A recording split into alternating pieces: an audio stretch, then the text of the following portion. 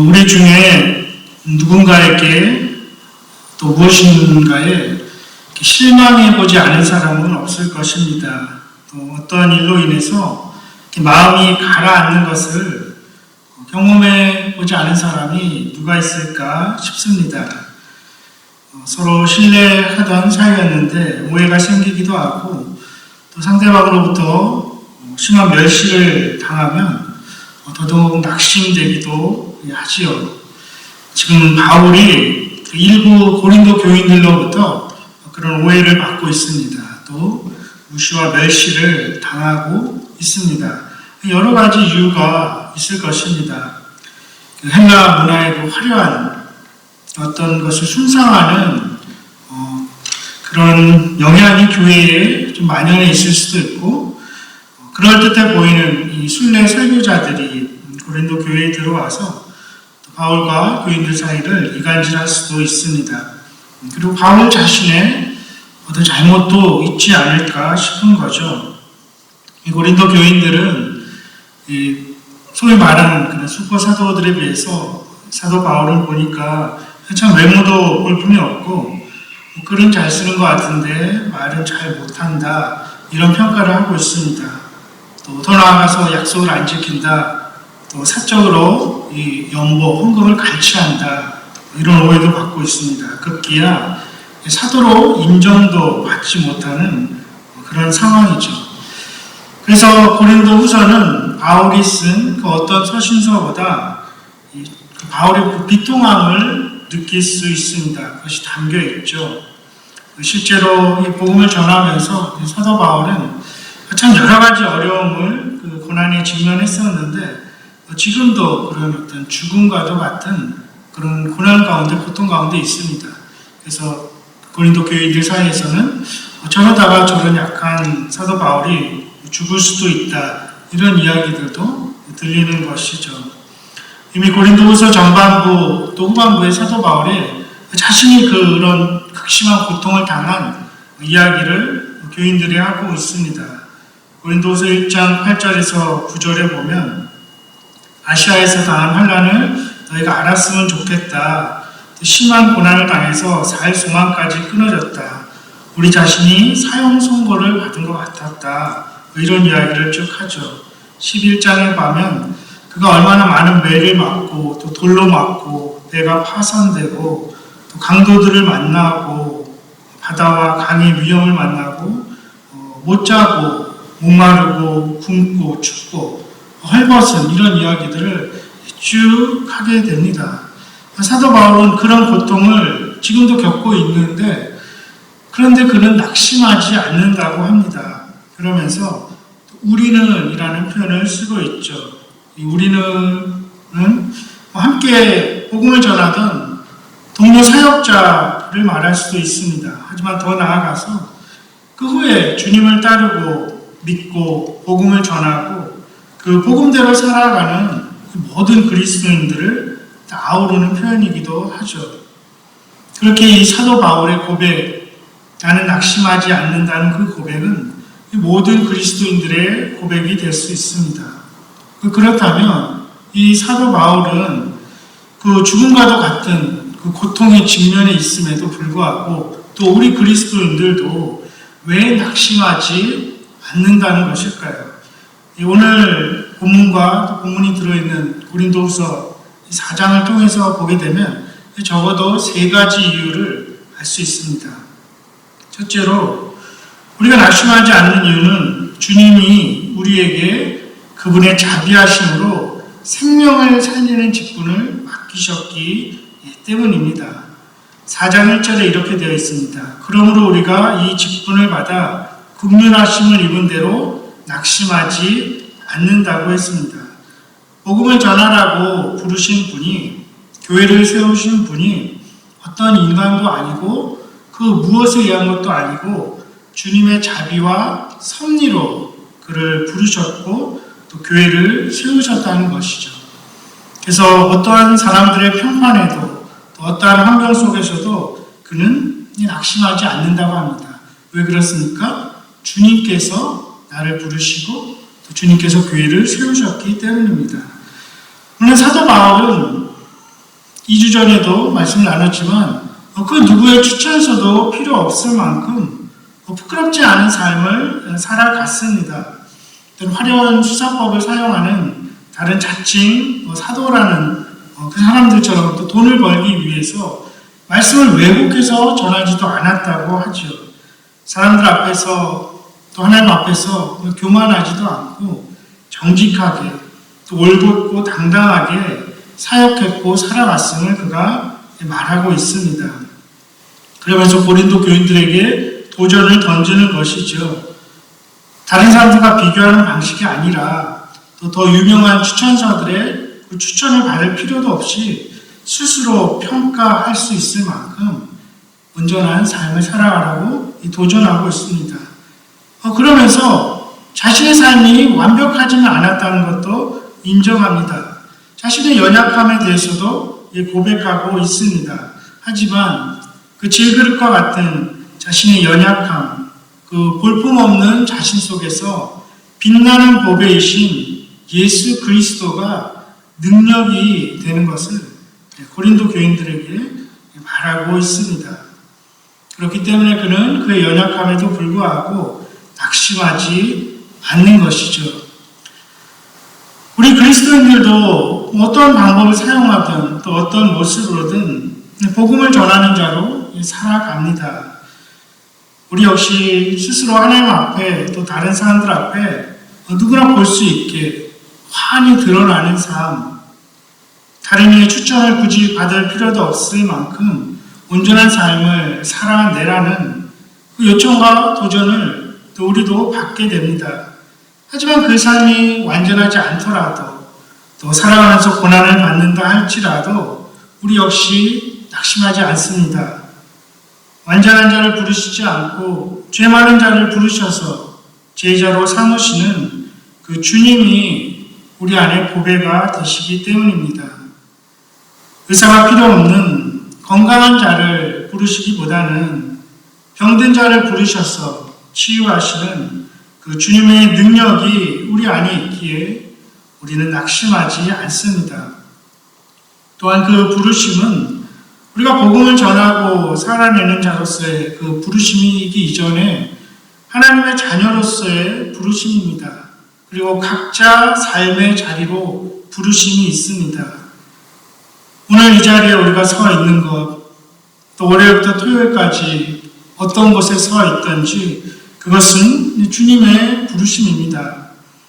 때로 흔들리기도 하고 주저앉고 싶을 때도 있지만 그 자리로 부르신 분이 하나님이시고 그 하나님이 자비하심으로 우리를 붙들고 계시다는 것을 안다면 그리고 다시 일으켜 세워주실 것을 믿는다면 우리 역시 낙심하지 않을 것입니다. 오늘 본문 바로 전에 바울이 이렇게 말합니다. 우리가 항상 예수의 죽음을 몸에 짊어짐은 예수의 생명이 또한 우리 몸에 나타나게 하려 함이라. 우리 살아있는 자가 항상 예수를 위하여 죽음에 넘겨짐은 예수의 생명이 또한 우리 죽을 육체에 나타나게 하려 함이라. 그런즉 사망은 우리 안에서 역사하고 생명은 너희 안에서 역사하느니라. 죽음을 자신의 몸에 지니고 다닌다고까지 표현합니다. 하지만 그 죽음을 통해서 예수의 생명이 나타난다고 하죠. 그 죽음이 자아의 죽음일 수도 있습니다. 또 실제 죽음의 자리에 나아갈 수도 있습니다. 하지만 그것이 너희에게는 생명이 된다는 것이죠. 그리고 그렇게 생명이 되어서 너희의 삶 가운데 역사한다고 말하는 것이죠. 죽음과도 같은 어떤 그 고통이 우리 삶 가운데도 있을지라도 그것이 다른 이들에게 생명을 주게 됩니다. 그 고난의 비밀, 그 복음의 신비를 우리가 깊이 깨닫는다면 우리는 결코 낙심하지 않을 것입니다. 두 번째로 우리가 낙심하지 않는 이유는 이 사도 바울의 고백처럼 주님이 우리를 고난에서 마침내 건져주시고 또 궁극적으로 부활하리라는 약속의 소망을 가지고 있기 때문입니다. 사도 바울은 그 자신의 지난 날들을 돌아봅니다. 그 수많은 나날들 속에서 많은 어려움을 당했습니다. 아까도 말씀드렸듯이, 함께 나눴듯이 그 감당하기 힘든 어려움들. 하지만 그는 또 이렇게도 이야기합니다. 고린도서 1장 10절에 그가 이같이 큰 사망에서 우리를 건지셨고 또 건지실 것이며 이후에도 건지시기를 그에게 바라노라. 그 많은 어려움 속에서 주님이 건져주셨음을 체험했기 때문에 앞으로도 건져주실 것을 믿는다는 것입니다. 그리고 그 주님을 찬양할 수 있다는 것이죠. 죽음의 어떤 올가미 같은 그 죽음의 냄새가 올라와서 그를 끌어내리는 것 같은 그런 상황에 지금 처해 있습니다. 하지만 그 밑바닥 깊은 곳으로도 주님이 찾아오셔서 그를 다시 건져주시는 것을 그는 말하고 있습니다. 그래서 10절에서 자신이 시편 기자와 동일한 처지에 있는 것을 깨달으면서 10절에는 우리가 사방으로 우겨싸움을 당하여도 낙심하지 않는다. 다시 낙심하지 않는다는 표현을 하고 있습니다. 그러면서 그가 어렸을 때부터 잘 알았을, 또 기도하면서 사용했을 이 시편을 인용하고 있습니다. 13절 우리가 같이 읽은 13절 말씀 보면 내가 믿었으므로 하는데 이제 첫 책에 보면 니은 이렇게 돼 있죠. 그래서 그렇게 밑에 풋노트 각주를 보면 시편 116편 이렇게 나와 있습니다. 지금 사도 바울은 시편 116편 13절을 인용하고 있습니다. 시편 116편의 그 내용이 무엇일까요? 116편 7절에 보면 하나님 너를 후대한다 이런 표현을 하고 있습니다. 하나님 너를 위해 일하신다는 표현입니다.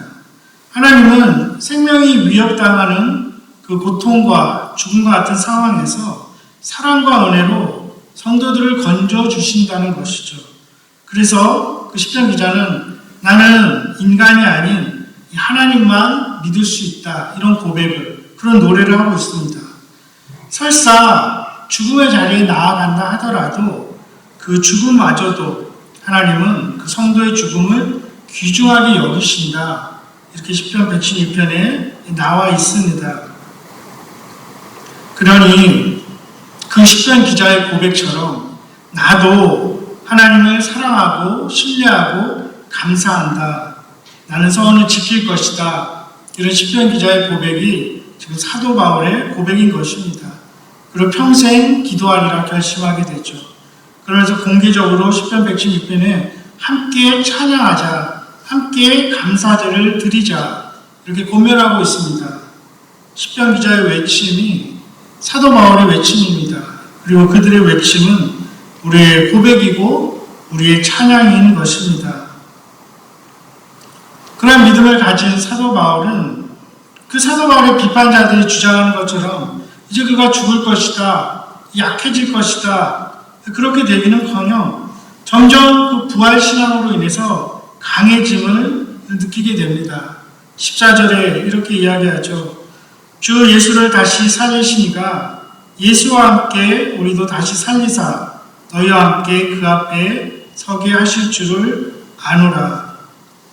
고린도 교인들에게 이야기합니다. 그런 연약함이 나타날수록 예수의 부활의 능력, 그 생명의 능력이 더욱 그를 강하게 만든다는 것이죠.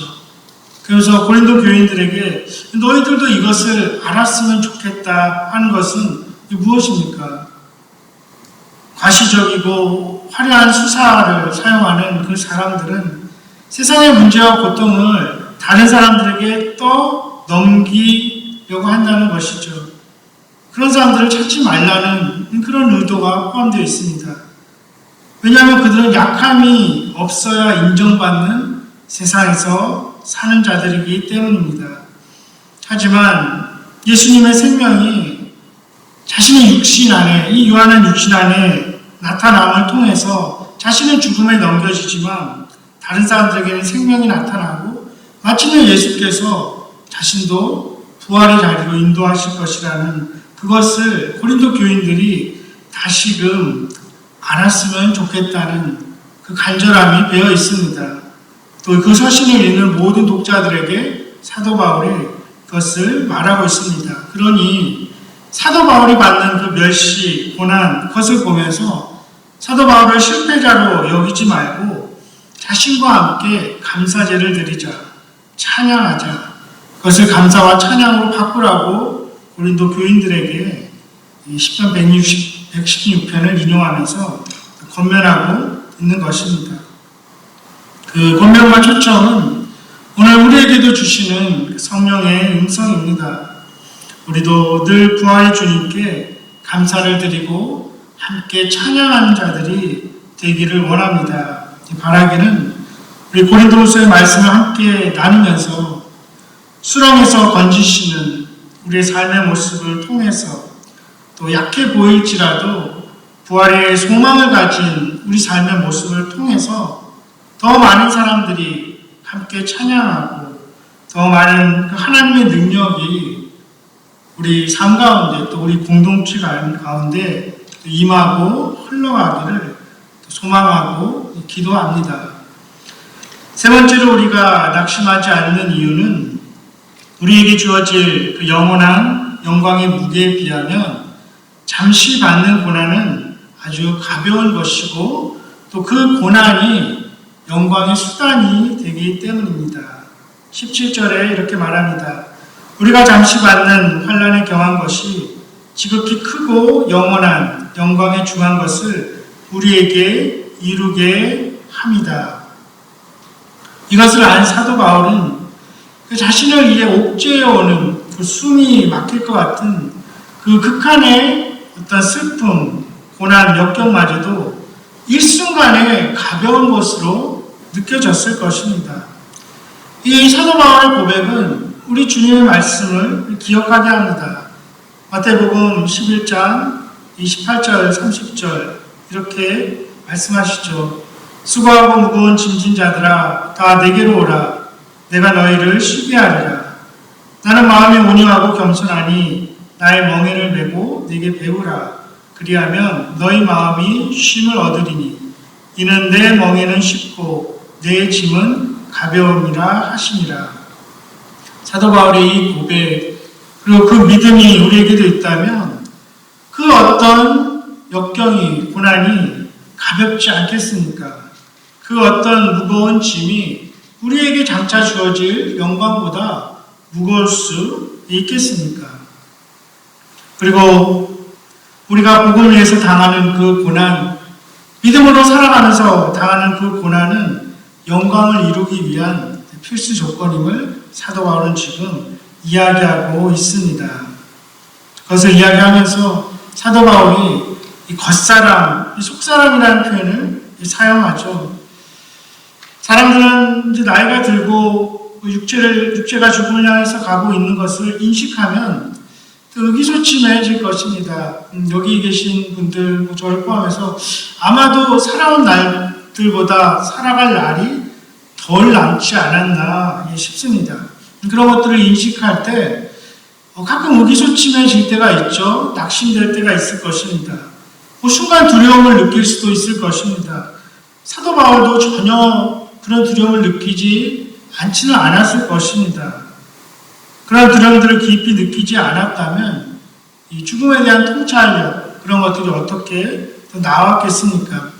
하지만 사도 바울은 이것을 분명히 알았던 거죠. 우리가 입고 있는 이런 외적인 몸, 이 발판, 이 틀이 반드시 벗겨질 것이고 하나님께서 우리를 위해서 지으신 새 집이라고 표현합니다. 그것이 하늘로부터 오고 우리가 덧입을 것이다. 그 이야기를 이제 이후에 5장에 이어나가서 합니다. 그래서 5장 1절에 이렇게 고백합니다. 만일 땅에 있는 우리의 장막집이 무너지면 하나님께서 지으신 집, 손으로 지은 것이 아니요 하늘에 있는 영원한 집이 우리에게 있는 줄 아느니라. 그렇기 때문에 오늘 본문 16절에 사도 바울은 나는 다시 한번 낙심하지 않는다고 합니다. 우리의 겉사람은 낡아지지만 우리의 속사람은 날로 새로워진다는 것이죠. 겉사람은 잠시이고 속사람은 영원히 새로워지는 실존임을 사도 바울이 이야기합니다. 물론 지금 사도 바울이 이야기하는 것은 당시 그 헬라 철학이 얘기하던 육신은 악한 것이고 영혼이 고귀한 것이다. 이렇게 이원론적인, 이분법적인 그런 표현은 아닙니다. 우리 속사람이라는 것은 이 새 시대의 영, 예수님께서 오셔서 시작된 그 하나님 나라가 이미 우리 가운데 시작되는 그 속사람을 이야기하는 것입니다. 그러한 관점에서 보면 이 겉사람이 겪는 환난, 그것은 잠시이고 가볍다는 것이죠. 그리고 우리 속사람이 이제 겪으면서 계속 이 온전해지고 이루어지는 그것은 계속해서 크고 무겁고 영광스럽다는 것을 이야기합니다. 언뜻 이해하기 어려운 구절일 수 있지만 어떻게 설명하든지 우리 그리스도인들이 전혀 이해하지 못하는 것은 아닙니다. 이 말씀이 그리스도인들에게 소망을 주는 것임은 분명하죠. 그래서 사도 바울은 잠시와 영혼을 다시 이야기합니다. 18절에 우리가 주목하는 것은 보이는 것이 아니요 보이지 않는 것이니 보이는 것은 잠깐이요 보이지 않는 것은 영원함이라. 우리 지금 육신의 눈으로 볼 수 없는 것, 하나님의 나라, 그의 영광, 그리고 우리의 속사람, 비록 보이지 않지만 그것이 영원한 것이고 실존임을 사도 바울이 이야기합니다. 성경도 그것을 이야기합니다. 영원한 것은 실제로 보이지 않고 지금 보이는 것은 보이지 않는 것으로부터 나왔다는 것을 사도 요한도 이야기하고 히브리서에서도 이야기합니다. 칼빈의 말을 잠시 들어보겠습니다. 그는 이렇게 이야기합니다. 부패하는 것은 눈에 보이며 늘 새로워지는 것은 눈에 보이지 않는다. 이 비교는 이전에 중하게 보였던 것을 경하게 하며 무한히 지속되는 것처럼 보였던 것을 짧고 순간적으로 만든다. 우리가 일단 우리 마음을 하늘을 향해 올려드리면 몇천 년의 시간이 한순간처럼 보일 것이다. 이 믿음의 눈을 가진 사람이 사물을 바라보는 눈일 것입니다. 실제로 이 땅의 삶, 이 땅에 존재하는 모든 것들 영원한 것이 없습니다. 부도, 명예도, 권력도, 또한 고난도 영원하지 않습니다.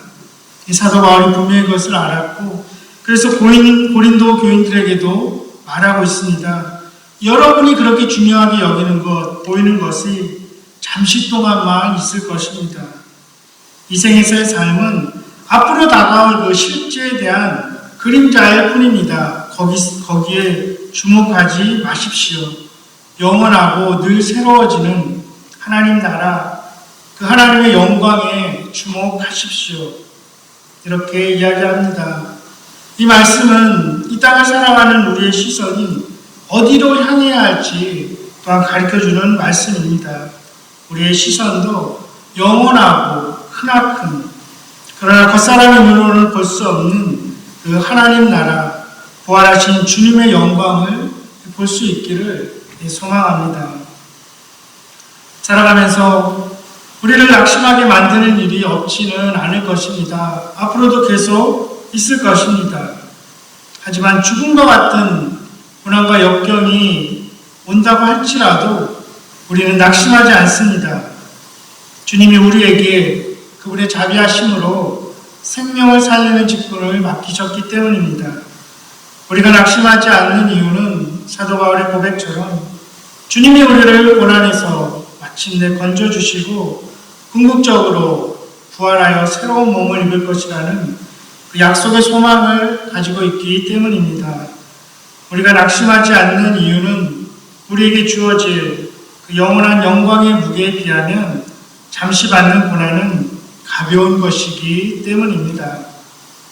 우리가 이 세상을 떠나서 잠시 후에 맞이하게 될 그 하나님의 참된 실제, 그 하나님 나라의 영광, 우리가 덧입을 그 영광, 비록 지금은 우리 시야에 들어오지 않더라도 우리가 상상할 수 없을 정도로 더 아름다운 것이 우리에게 주어지리라는 그 말씀을 믿으십시다. 그날을 고대하면서 낙심하지 말고 믿음으로 살아가십시다. 크나큰 그 영광을 믿음의 눈으로 바라보면서 이 시대에 이 땅을 살아가는 우리 모두의 삶이기를 주님의 이름으로 간절히 축원합니다. 기도하겠습니다. 마음 깊은 그 시면에서 이따금씩 눈물이 솟구치는 것처럼 보이는 이 비통한 사도 바울의 편지에서 우리는 예수의 죽음과 부활을 보게 됩니다. 예수의 죽으심, 그것이 우리가 몸 안에 지니고 다니는 것이지만 예수의 생명이 거기에서도 나타남을 사도 바울이 말합니다. 그것이 우리의 고백이고 믿음이게 하시기를 기도합니다. 우리를 부르신 분이 주님이심을 믿습니다. 나의 나된 것이 하나님의 은혜임을 노래합니다. 우리도 복음을 위해 또 부르신 자리에서 고난당할 수 있겠으나 그것으로 다른 이들에게 생명을 전할 수 있는 귀한 수단이 될 수 있기를 간절히 원합니다.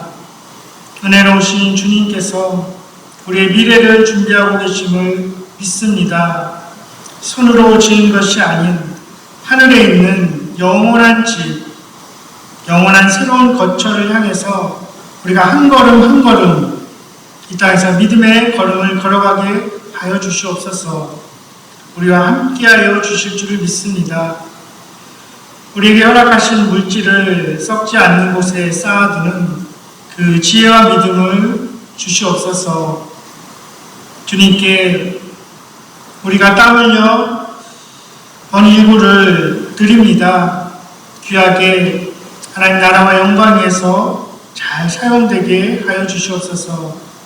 한 주간의 삶도 주님께서 우리의 힘과 지혜와 소망이 되시며 우리와 동행하여 주실 줄 믿고 우리의 소망이고 영광 되신 부활의 주님 예수 그리스도 이름으로 기도합니다. 아멘. 다 함께 일어나셔서 마지막 찬양 함께 부르겠습니다.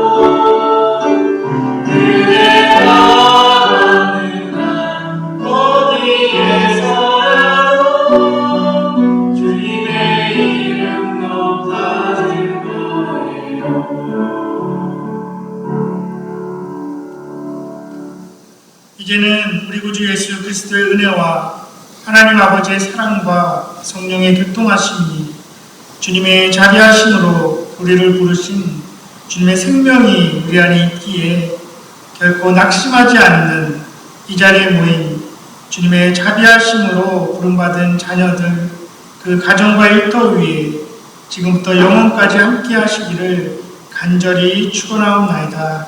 아멘.